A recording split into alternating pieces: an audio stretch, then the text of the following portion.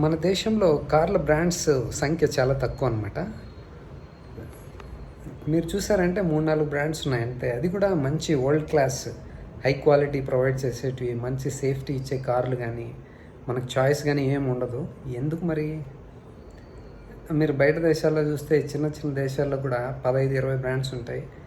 అన్నీ ఉంటాయి వాళ్ళకి చాయిసెస్. హ్యాచ్ బ్యాక్ నుంచి, సెడాన్ నుంచి, ఎస్యూవీ నుంచి, ఆఫ్ రోడర్లు చాలా ఆప్షన్స్ ఉంటాయి. సెడాన్లు కూడా ప్రతిదీ ఒకటని కాదు, ప్రతి దాంట్లో ఆప్షన్స్ ఉన్నాయి. అది కూడా హై క్వాలిటీ, సేఫ్టీ అన్నీ ఉంటాయన్నమాట. కానీ మన దేశంలో మాత్రం ఏమీ అవైలబుల్ ఉండవు. ఇప్పుడు చూస్తే ఏదున్నాయండి, మనకి highest selling car Maruti Suzuki. Maruti Suzuki ఏ దేశంలో కూడా ఇంత సేల్ చేయదు, ఇంత లాభాలని సంపాదించదు. అసలు ఫ్యాన్స్ కూడా ఇంతమంది లేరు ఏ దేశంలో కూడా. మన దేశంలో మాత్రమే సుజుకి టాప్లో ఉంటుంది. మన కర్మ ఏంటో మరి. వాళ్ళు సేఫ్టీ పైన అస్సలు పట్టించుకోరు. కస్టమర్లకి ఏమైతే మాకేంటని పట్టించుకునే మెంటాలిటీ కాదు వాళ్ళది. మీరు కొనండి, మీకేమన్నా అయితే మాకేంటనేది కాదండి. సుజుకి వాళ్ళు ఎంత డబ్బులు చేస్తున్నారు ఇండియాలో, హైయెస్ట్ సెల్లింగ్ మ్యానుఫ్యాక్చరర్ కదా. ఎంత డబ్బులు సంపాదిస్తున్నారు, ఎంత లాభాలు చూశారు, ఎన్ని సంవత్సరాల నుంచి. యాక్సిడెంట్ అయ్యి ఎంతమంది చనిపోతున్నారు, వాళ్ళ గురించి పట్టించుకోవాలి. కాస్త రెస్పాన్సిబిలిటీ ఉండాలి కదా. మంచి సేఫ్టీ, మంచి క్వాలిటీ, మంచి స్టీరింగ్ ఫీడ్బ్యాక్, మంచి సస్పెన్షను, సేఫ్టీ, మెయిన్లీ సేఫ్టీ ఉండే కార్లు ఇవ్వచ్చు కదా. ఇనిషియల్గా స్టార్ట్ చేశారు, ఓకే. అప్పుడు వెయిట్లెస్ కార్లో what ever it is, safety is priority కదా. అది కూడా మీ ఓన్ కస్టమర్. ఒక మనిషి చనిపోతే ఎంత ప్రాబ్లం అది, వాళ్ళ ఫ్యామిలీకి, వాళ్ళ దేశానికి. సో అది నాకు అర్థం కాదు.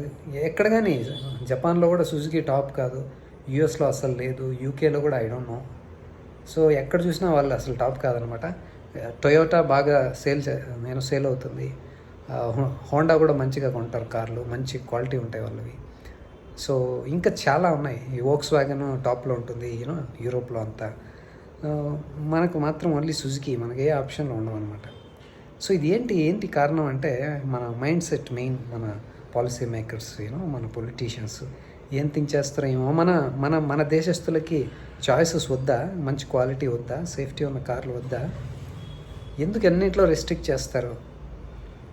ఇప్పుడు మెయిన్ ప్రాబ్లం ఏంటంటే కొన్ని దేశాల మ్యానుఫ్యాక్చర్స్ ఇండియాలో ట్రై చేశారు, కానీ ఇక్కడ వర్కౌట్ కాలా పాపం వాళ్ళకి. ఎందుకంటే మెయిన్ మన రూల్స్ ఏంటో అసలు లాజికే ఉండదు, దాంట్లో మీనింగ్ ఉండదు. ఏంటో మరి ఇల్లాజికల్ రెస్ట్రిక్షన్స్ పెడతారు. ఫస్ట్ది ఏంటంటే 4 మీటర్స్ లెంత్ ఉండాలంట, 1200 cc పైన దాటకూడదంట. దానికి మాత్రం ఒక ట్యాక్స్ ఉంటుంది. If it is above 4000 meters, if it is above 1200 cc దానికి కాస్ట్ చాలా ఉంటుంది. I mean taxes. మళ్ళీ గ్రౌండ్ క్లియరెన్స్ కూడా ఇంత ఉండాలా, దాన్ని దాటితే ఇంత ట్యాక్స్. ఇలా ఉంటే ఎవరు మ్యానుఫ్యాక్చర్ చేస్తారు? వాళ్ళకి ఎలా వర్కౌట్ అవుతుంది? ఇప్పుడు ఉదాహరణకి ఒక మ్యానుఫ్యాక్చరర్ యూఎస్ నుంచి వస్తున్నాడు, ఫోర్డే అనుకుందాం. ఇప్పుడు వాళ్ళు ఇండియాకు ఒక సపరేట్ ప్లాట్ఫాము, యూకేకి ఒక సపరేట్ ప్లాట్ఫాము, యూఎస్కి ఒక సపరేట్ ప్లాట్ఫాము తయారు చేసి దాన్ని మ్యానుఫ్యాక్చర్ చేసి అమ్మేకి వీలు కాదు. వాళ్ళకి ఎంత ఖర్చు అవుతుంది? చాలా ఖర్చుతో కూడుకున్న పని అది. ఇప్పుడు యూకేలో, యూఎస్లో, వడెవర్, చైనాలో కూడా చూస్తే ఎన్ని బ్రాండ్స్ ఉన్నాయి, ఎన్ని ఆప్షన్స్ ఉన్నాయి, ఎంత మంచి కార్లు సేల్ అవుతున్నాయి అక్కడ. సుజుకి అక్కడ కూడా లేదు, యూజ్లెస్. చైనాలో కూడా, మన ఇండియాలో మాత్రమే ఇది. ఇప్పుడు బయట దేశంలో ఉన్న కార్లు మినిమము హ్యాచ్ బ్యాక్ అంటే కూడా 4.2, 4.3 మీటర్స్ ఉంటాయి. హ్యాచ్ బ్యాక్ నేను చెప్పేది. సెడాన్స్ ఇంకా ఎక్కువే ఉంటాయి. మినిమమ్ హ్యాచ్ బ్యాకే 4.2, 4.3 ఉంటుంది. అది కంఫర్ట్, కన్వీనియన్స్ కదా మనుషులకి.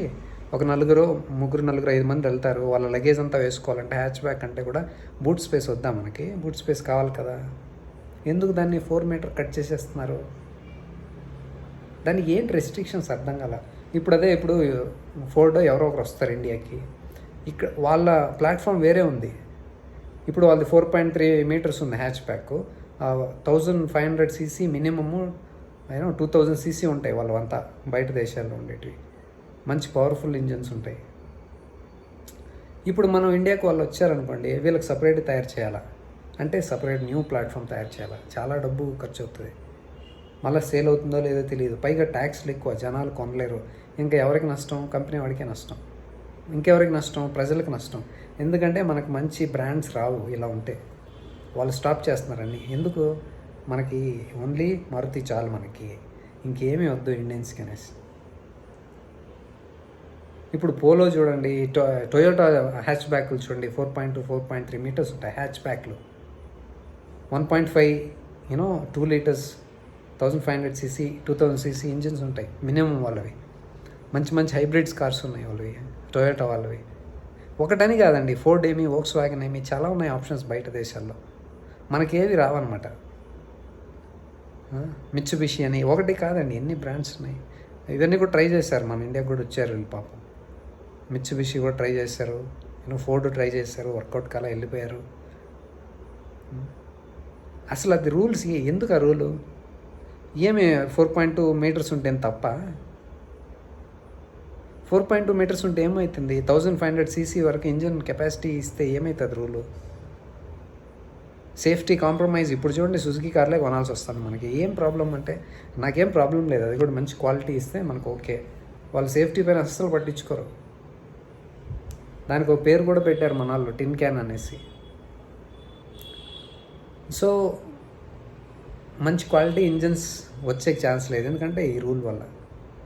సబ్ 4 మీటర్ రూల్ అంట.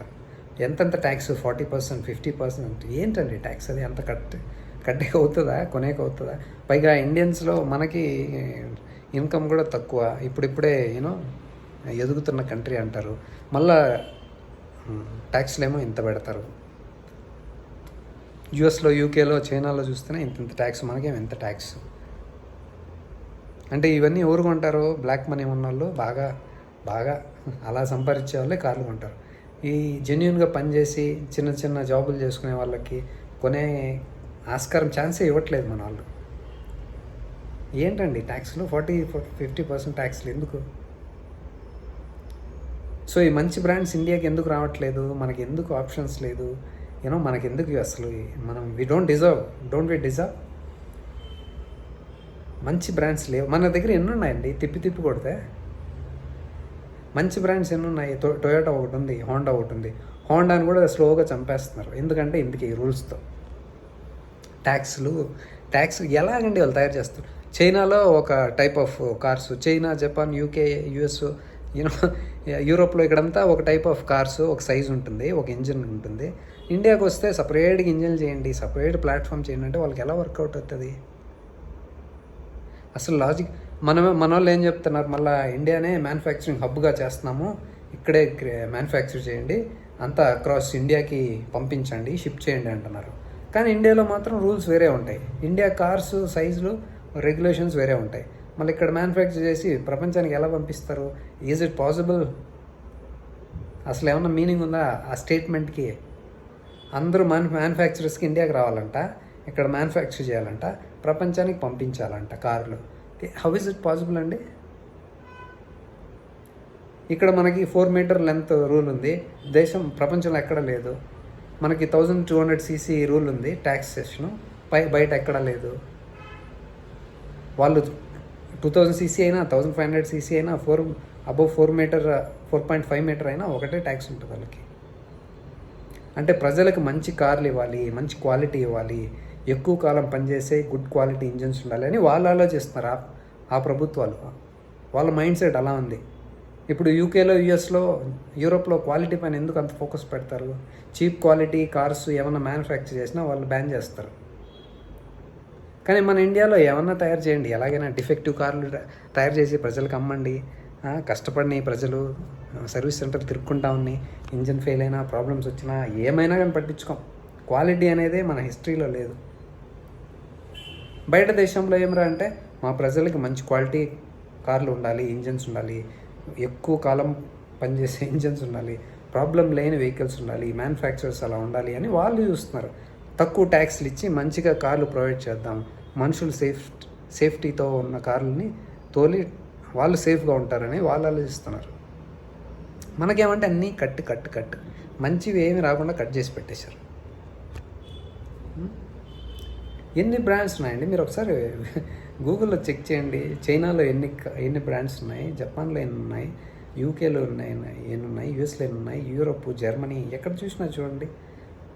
చిన్న చిన్న దేశాల్లో, మలేషియాలో కానీ, థాయిలాండ్లో కానీ, ఎక్కడైనా చూడండి, చిన్న చిన్న దేశాల్లో కూడా చాలా బ్రాండ్స్ ఉన్నాయి. వాళ్ళ హ్యాచ్ బ్యాగ్స్ కావాలంటే అన్ని ఆప్షన్స్ ఉన్నాయి. మనకు 4x4 మంచి రీజనబుల్ రేట్లు ఎన్ని ఉన్నాయండి. ఇన్ని రోజులు తారు ఉండింది, ఇప్పుడు జిమ్నీ వచ్చింది. అంతే, తిప్పి తిప్పి కొడితే రెండే. అది కూడా ప్రాక్టికల్గా ఉన్నాయంటే సుజుకి ఏమో చిన్నది సైజులో చాలా, తార్ ఏమో నాట్ ప్రాక్టికల్ ఆఫ్ రోడ్కి, చాలా అది బల్కీగా హెవీగా ఉంటుంది. మనకేం ఆప్షన్స్ లేవన్నమాట. హ్యాచ్ బ్యాక్లు ఎన్ని ఉన్నాయండి? హ్యాచ్ బ్యాక్లు ఉండవు, సెడాన్లు ఉండవు, ఎందుకంటే మన రోడ్లు కూడా అలాగే ఉన్నాయి. మనం మెయింటైన్ చేయం కదా మంచిగా. రోడ్లు అలాగే ఉంటాయి, ట్యాక్స్లు అలాగే ఉంటాయి, మంచి బ్రాండ్లు రానివ్వము. ఇది ఈ రూల్ ఎలా ఎవరికి హెల్ప్ అవుతుంది అంటే మారుతి సుజుకి మాత్రం హెల్ప్ అవుతుంది. Less than 4 metres, less than 200 cc. ఒక మారుతి కార్లే తయారు చేసి అమ్ముకోండి, ఇంకెవరు రాకూడదు ఇండియాలోకి. మారుతి వాళ్ళు ఉంటే చాలు. ఇది ఏంటో, ఇది మారుతి కోసం ఉన్న దేశం, ఇది ప్రజల కోసం కదా. ఎన్ని బ్రాండ్స్ అండి, ఇది ఎప్పుడు అర్థం చేసుకుంటారో, ఎప్పుడు మారుతారో, ఇది ఎలాగండి ఇది? How is it possible? I don't understand. ప్రజలకి మంచి బ్రాండ్స్ రానివ్వకుండా అది ఏంటి, అది ఆలోచన నాకు అర్థం కదా. మళ్ళీ మ్యానుఫ్యాక్చర్ చేయండి, ఓల్డ్కి ఎంత అంటారు. ఇప్పుడు వోక్స్ వ్యాగన్, స్కోడా పరిస్థితి, హోండా పరిస్థితి కూడా చూడండి. రెనాల్ట్ కూడా ఎన్ని కార్లు ఉన్నాయి బయట తెలుసా? రెనాల్ట్, నిస్సాన్, ఎన్ని మోడల్ ఎన్ని ఉన్నాయి వాళ్ళవి బయట. కానీ ఇండియాలో ఒకటే నిస్సాన్ ఒకటే ఉంది, రెనాల్ట్ 2 ఉన్నాయి. అదైతే చిన్న కారు క్విడ్లేండి, I don't even count it. 3 కార్లు అనుకోండి రెనాల్ట్. బయట ఎన్ని డిజైన్స్ ఉన్నాయి తెలుసా? ఎంత మంచి హైబ్రిడ్స్ ఉన్నాయి వాళ్ళవి, ఎంత మంచి ఎస్యూవీలు ఉన్నాయి, చాలా ఆప్షన్స్ చాలా ఉన్నాయి వాళ్ళ దగ్గర. మోడల్స్ అయితే ప్రపంచంలో అంతా అమ్ముతున్నారు. కానీ ఇండియాలోకి వచ్చేసరికి ఈ రెస్ట్రిక్షన్స్ వల్ల వాళ్ళు 2, 3 పెట్టుకుంటున్నారు. అది కూడా సేమ్, నిస్సాను, రెనాల్ట్ 2 ఒకటే అమ్ముతూ ఉంటారు వాళ్ళు. అక్కడ మ్యాగ్నెట్, ఇక్కడ కైగర్ అనేసి. అసలు ఏంటి రెస్ట్రిక్షన్స్ చూసారా? అసలు ప్రజల కోసం ఆలోచించాల్సిన అవసరం లేదా? ప్రజలకు మంచి క్వాలిటీ ప్రోడక్ట్స్ ఇవ్వాలి అంటే అందరినీ ఇన్వైట్ చేయాలి కదా. ఆ రూల్స్ కొద్దిగా మార్చాలి కదా. ఎన్ని సంవత్సరాల నుంచి ఇంతేనా? కార్లు కొనకూడదు, మంచి కార్లు రాకూడదు, ప్రజలకు మంచి సేఫ్టీ, రిలయబుల్ కార్లు ఇవ్వకూడదు అని ఏంటో. How is it possible? ఇంకా ఎన్ని రోజులు? 2026లో ఉన్నాం, ఇంకా ఎన్ని రోజులు ఇది మారడానికి? అర్థం చేసుకోండి. బేసిక్ థింగ్స్ కదండి ఇవి. మంచి బ్రాండ్స్, మంచి కంపెనీలు వస్తే మంచి క్వాలిటీ ప్రజలకు అందుతుంది. కాంపిటీషన్ ఉంటే ఇంకా మంచిగా ప్రైజెస్ తగ్గుతాయి, ఇంకా క్వాలిటీ మంచిగా దొరుకుతుంది, రేటు కూడా రీజనబుల్గా దొరుకుతాయి. క్వాలిటీ అవసరం లేదా మనకి? ఏంటో.